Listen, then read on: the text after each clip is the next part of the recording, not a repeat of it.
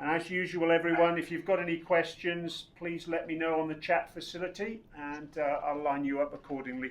Roger, we're recording at this end now, so when you're ready, mate, please lead us to the sunlit uplands. Thank you.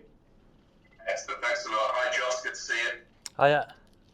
Hi. First of all, coming to the end of it, it's been a really long, hard tour.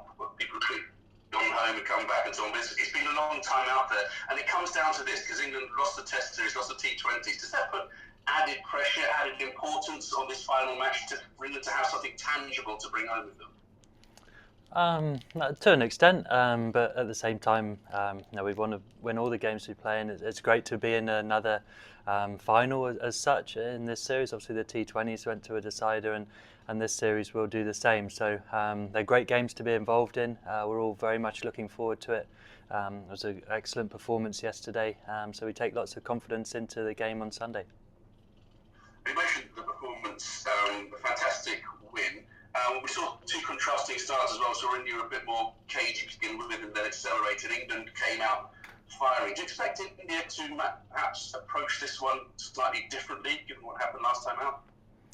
I'm not sure, to be honest. India are a fantastic side, and they have the way and style that they play, and they've had a lot of success in doing that. As a side, we tend to focus on ourselves as much as we can.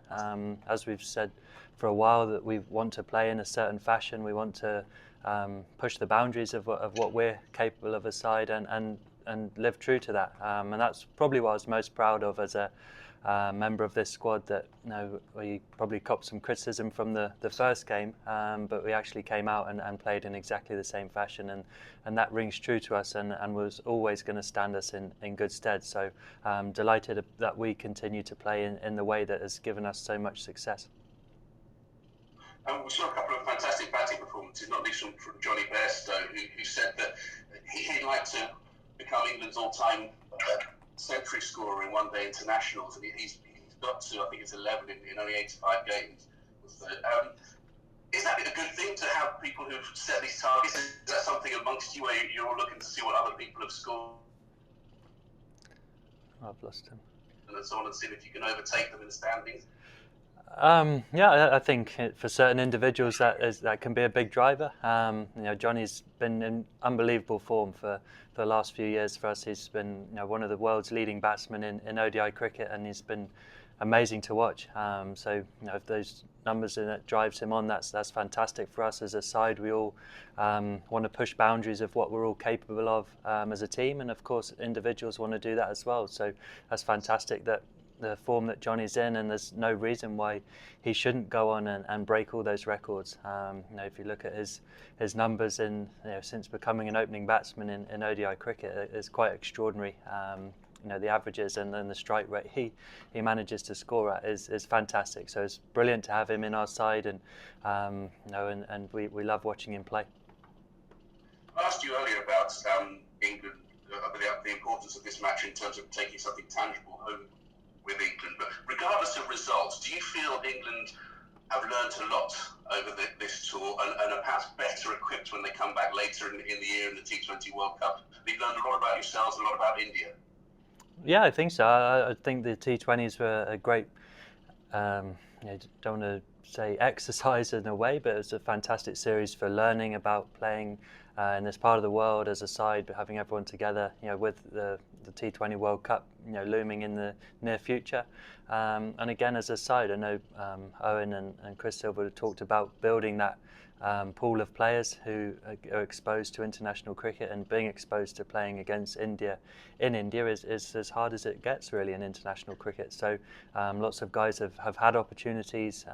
It's great to see Liam Livingstone make his debut yesterday. Some other, brilliant to see Reece Topley come back in and bowl so well.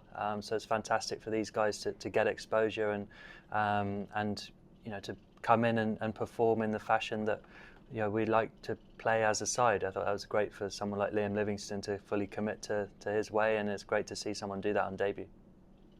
Of course, a lot of you have more T20 cricket to play in India coming up short in the IPL. Just first of all, how are you feeling in terms of your fitness and mental fitness and so on, extending that you stay in India, and what do you do between after this next one-day international and the start of the IPL and getting yourself ready?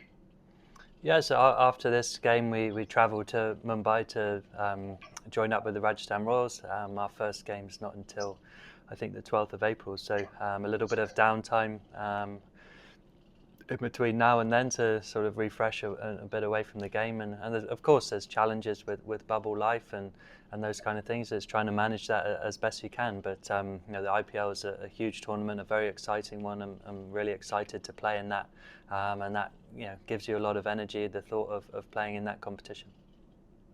Just finally from me, just looking back over the whole tour, there've been the odd flashpoint on the pitch involving Virat Kohli, some of the England players, so a few things said off the pitch as well. In terms of the spirit and between the two sides and the way the tour's being conducted, do you feel perhaps a few boundaries are being pushed, particularly by perhaps Virat Kohli on the pitch?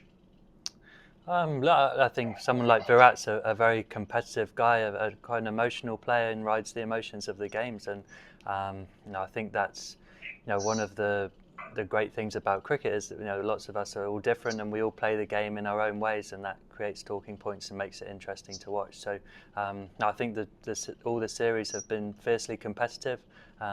Both sides desperate to win, as you would expect in international cricket. So of course there's times when guys get competitive and stuff, but I think they tend to be quite natural things that happen in international cricket. Excellent. Thanks a lot, Jos. All the best tomorrow. Thank you. Scott Taylor, please. Hey Jos, I just wanted to touch on Johnny's numbers in ODI cricket. Do you get a sense that he can be a bit underappreciated, given that he's in and out of the test sides and he's now starting a new role at number 4 in T20 cricket? Do you feel he's underappreciated in ODI cricket? He's certainly not underappreciated in our side and from everyone who plays with him. Like you say, he's an unbelievable player, and whether he's getting the credit he deserves, I'm not sure, but we all certainly are aware of how well he's playing and how brilliant he's been for us as a team. He's our leading player, really, and it's just been brilliant to watch. The consistency he shows to play in the fashion he does is what makes it so impressive, and he's very intimidating to bowl at. I know, having played against Johnny in the IPL, when you're sort of in a bowlers meeting saying, what should we do to this guy, there's not too many answers, to be honest. He's hugely appreciated within our side, and I think everyone knows really just what a special player he is. And as a captain yesterday, how much of a luxury was it to you to have Johnny and Jason come in? Where do you rank them in terms of the best partnerships in white ball cricket at the minute? Yeah, absolutely. They're right up there, aren't they? Everyone will have their opinions on who's the best, but for us, those two have been fantastic. The way they play, the pressure they put on an opposition, and again, like saying, the consistency and the way they do that in the fashion they play is quite remarkable, really. So, they've created some fantastic stands.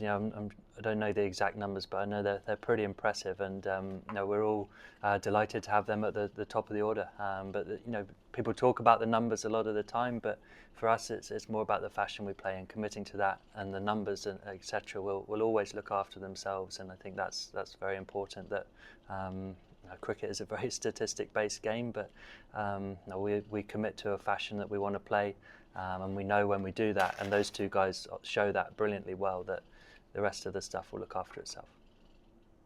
And just finally from me, what does it say about the team's character, the team's mental strength, that even after a slowish start from Johnny and Jason yesterday, that you've seen immense power hitting to be able to catch up? And maybe before this new style of play under Owen Morgan, you could have potentially seen some panic that you haven't got off to a fast start. But what to tell you about this side, that they're able to stay calm, knowing they can catch up?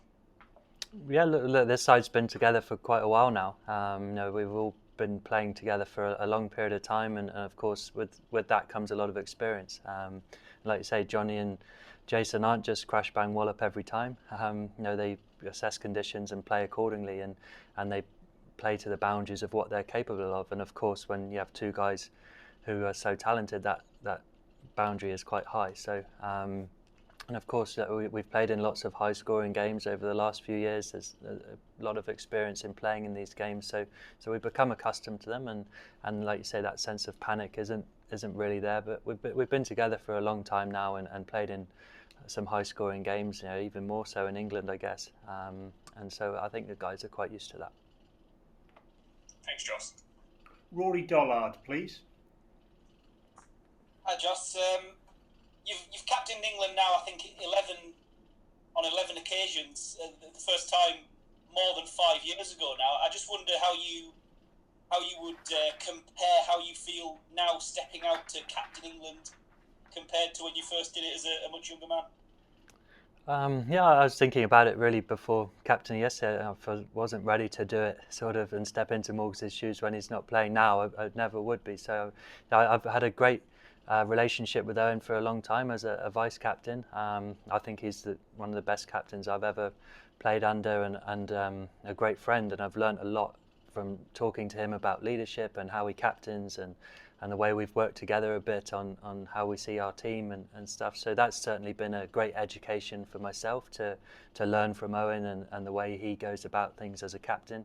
I think he's a great example for everyone to learn from. So that's certainly helped me feel more comfortable sort of when I've had to step into his shoes when he hasn't been available. So yeah, and I think again, it's the understanding that even though I do have experience as a player, I don't have loads and loads of experience as a captain. So there are some different feelings and emotions that you have to get used to and understand, and that's all part of the learning. I think for me, when I've captained on those few occasions, is just sort of understanding how that feels and the different pressures you're under and how to still remain calm and make clear decisions.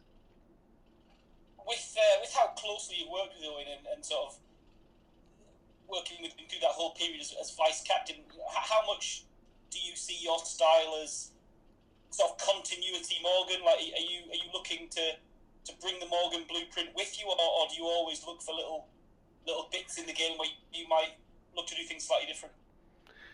I think myself and Owen have a very similar view on the game. To be honest, I think that's been quite apparent from our discussions when we've always had together, and I think that sort of runs throughout the team as well. It's not just captain and vice captain. I think there's a lot of senior players and anyone who really plays in the side. We all generally see the game very similar, which is a big plus for English cricket at the moment. Of course, you have to be authentic as a captain and be yourself, and I think that's another strength of the side, is everyone is very honest with their opinions. But no, the way I see the cricket is very closely aligned to Owen.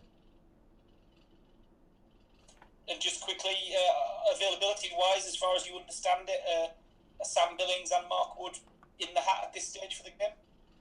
Yeah, we're just going to have to wait and see, I think, and how guys have pulled up. Obviously, Sam was not available last game. We'll give him as long as possible to see. But look, we have to wait and see. I'm sure they'll be with the physios and the doctors today, and yeah, we'll wait and see. Obviously, Mark Wood was rested yesterday, having played most of the T20s and playing so well. But yeah, we'll see by later today and obviously into tomorrow where we're at as a team. Simon Wilde, please. Hi, Jos. Owen's been talking a little bit about how one-day cricket's changing, ODI, 50 over cricket. I think it's getting faster and faster. What have you noticed about it in the last couple of years?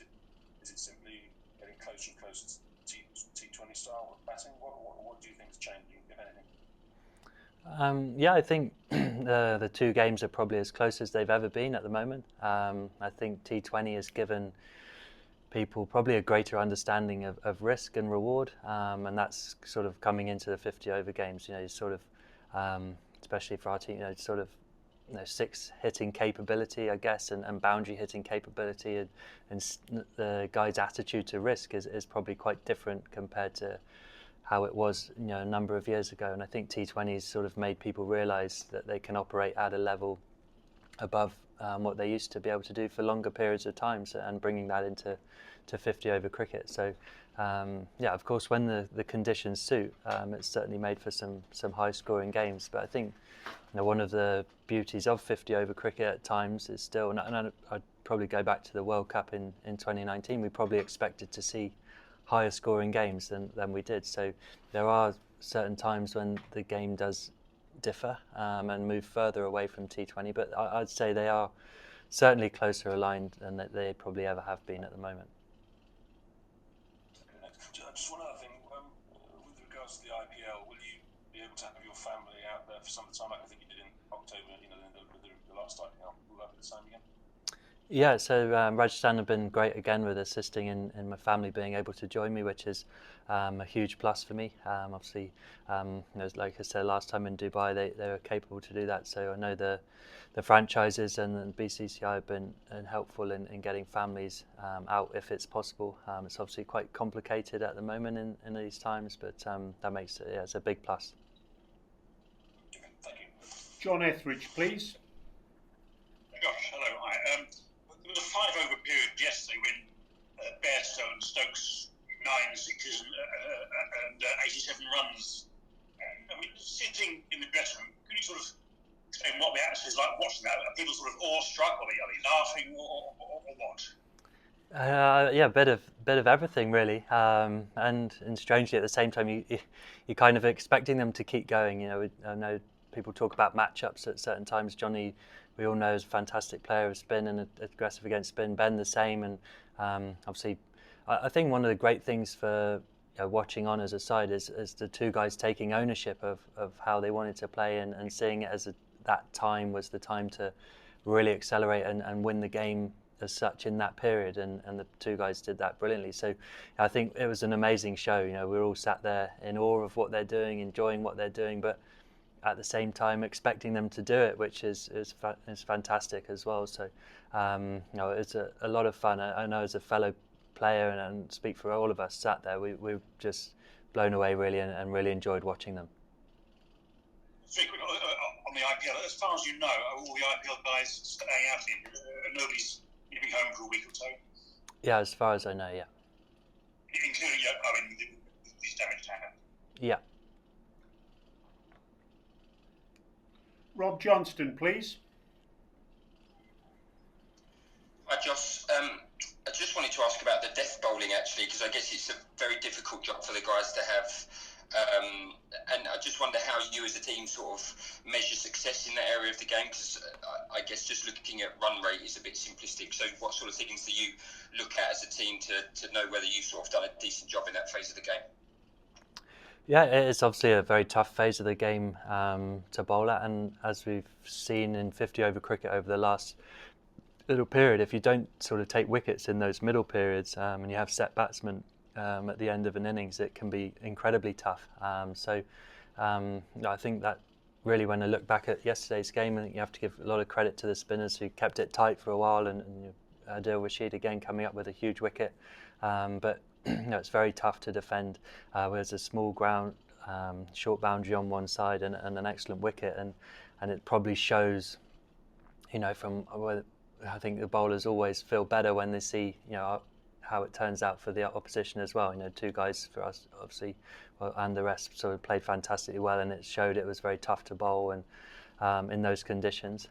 So, if you don't take the wickets early on or in the middle, death overs can be very tough. So, we all know, again, sort of how closely aligned T20 and 50 over cricket getting closer. We've seen some extortionate numbers happen in the last 5 overs of T20 games, and that's no different really in 50 over cricket, as with the 2 new balls at each end when you have set batsmen. So it's an incredibly tough time to bowl, and I think it again shows how each single ball is such a huge event at that point in the game. You may have gone for 15, 18 in an over and still have a 1 ball to go, but if you can get out your over with a single or a dot, that has such a huge effect on the game. So you're sort of really breaking it down in terms of balls really as how you measure that success, I guess. Great, thanks. Ali Martin, please. Hi, Jos. appreciate you're only deputising for Owen at the moment, but you're very much part of the brains trust in the white ball setup. When you watch an innings like that from Ben Stokes yesterday, do you think he could possibly do this role from number 3 in the T20 side?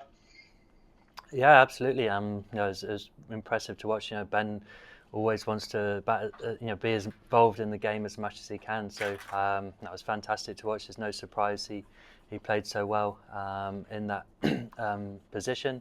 But you know, it's the same sort of things we've had for a long time in white ball cricket. That you know, lots of guys when they've had their opportunities have played brilliantly well. You know, Davin Milan is the #1 T20 batsman in the world, and that's no fluke. You know, he's been outstanding for us in that position for a long period of time. And the same questions I suppose when people talking about where I should bat or where Johnny should bat. And, you know, we have a wealth of talent at the moment in white ball cricket, and lots of guys who want to face as many balls as possible. So it's no surprise that you know Ben played so well. And of course, as we move forward as a side, the teams will evolve and certain things can change. But you know, the thing that hasn't changed at the moment is we've got some great options and guys who've been playing fantastically well and taking their opportunities. So it's a good headache to have for the guys in charge. Thank you. 4 more questions now, please. First of all, Vishesh Roy. Hi Josh, you have played in IPL for a while now, but with T20 World Cup slated to be played this year, would you say the upcoming IPL would be the most important one for you so far? To an extent, but you know, I think having now played, like you say, a number of IPLs, I've certainly got used to conditions, and having played quite a bit of cricket in India, and we've also had one T20 World Cup in India as well. So I sort of feel pretty well prepared for that. Of course, you know, playing in what is the biggest T20 tournament in the world, franchise tournament, you know, in the country that you're going to play a World Cup in against all the best players in the world is naturally brilliant preparation for a World Cup. But you know, it's an amazing tournament in its own right. Excited to play in it. And like you say, for everyone who plays in that, you know, the majority will be involved in that World Cup as well. So yeah, it's naturally is a good time to have an IPL. You have seen Ben Stokes play many good innings in his career so far, but it's just his yesterday's knock of 99 runs. Would you say it was his best in white ball cricket so far? Certainly pretty impressive, wasn't it? I think he's had a few. His World Cup final one was pretty good. I quite enjoyed that one. But no, we all know the talent Ben has. I feel like his batting in the last few years has just continued to improve and go to another level. You know, we've seen that in all formats. You know, he's an outstanding cricketer. So yeah, it was fantastic to watch yesterday. He's you know, an intimidating guy to bowl at, and yeah, long may that form continue into tomorrow, and obviously as a fellow Rajasthan Royal into the IPL. Just last question, Josh, would you be linking up with Rajasthan Royals on Monday itself? Yes, yeah. Thank you, Josh. Thank you. Shashwat Kumar, please. Good evening, Josh. Am I audible? Yes. Yeah. Yeah, so you've been in excellent form in T20 cricket and Test cricket since 2019, but in the ODI format since the 2019 World Cup final, you've only scored 14 runs in 5 innings. So what do you think perhaps explains that discrepancy, and is that something that is playing on your mind? Yeah, it's obviously very disappointing, and you know, only having played a few games since the World Cup to have not been able to score any runs is very frustrating. So yeah, hopefully can put that right tomorrow.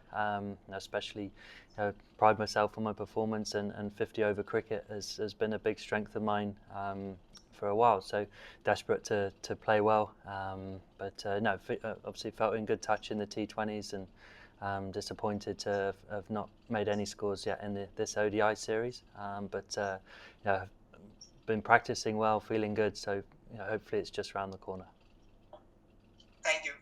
Shrinjoy Sanyal, please. Yeah, hi Josh. Hello. So I just wanted to ask that when you are the interim captain, like, do thoughts like more eyes will be on me. I'd have to perform better than a normal day. Come to the mind, like, and then when you can't do that well, do you feel more heat than the usual day? Look, for myself, I always take huge pride in my personal performance and want to perform well and do my job for the team. As when you step in as captain, my role I play in the team doesn't change, but naturally you want to lead from the front and play well. So look, I'm disappointed when I don't score runs, and whether I'm captain or not, I want to perform individually well to assist the team playing well. So always working hard to do that, but I expect the same of myself whether I was captain or not. Okay, just a final one. Can you just explain that Yorker from Prasidh Krishna? Was it just about pace? Like, what was the beauty of it, and what has been the talk in the English dressing room around Prasidh Krishna? Yeah, it was a good ball, just too good for me at that time. So credit to him, he bowled a good ball, and a few guys have obviously seen him in the IPL with KKR, and he's bowled pretty well. But the guys I think have played him pretty well as well. Thanks, Jos. All the best for tomorrow. Thanks. Finally, Shamik, please. Hi, Josh. Josh, it's Sorry, Shamik, you're breaking up there. Can you have another go, please? yeah, limited. Yeah, am I audible? Am I audible? Hello. Yeah. Am I audible? Yes. Hello. Yes. Okay, thank you. So, Josh, it's about the Indian spinners, the way the England batters have dominated Chahal and Kuldeep during the limited overs leg of the series. Do you think the two spinners, from a batsman's perspective, do you think the two spinners have become a touch predictable, or is it that a more attacking approach has worked well? I think you're asking. Sorry, breaking up a bit. But I think you're asking about spin bowling and the way we play it. Look, we as a side are always aggressive against most types of bowling and try and push the boundaries of that. And we're always trying to put pressure back on oppositions. We know what fantastic bowlers they are, and we pay them a lot of respect. And at the same time, but we try and impart our way on the game and to be aggressive and put pressure back on the opposition. So. That's something we've improved on as an English cricket side, the way we play spin in 50 over cricket, whoever we're playing against, we're always trying to put pressure on. But we know you come up against fantastic players in international cricket who are excellent bowlers, so the pressure is on us to play them well. Thank you, everyone. Thank you very much indeed. Take care. Speak to you tomorrow.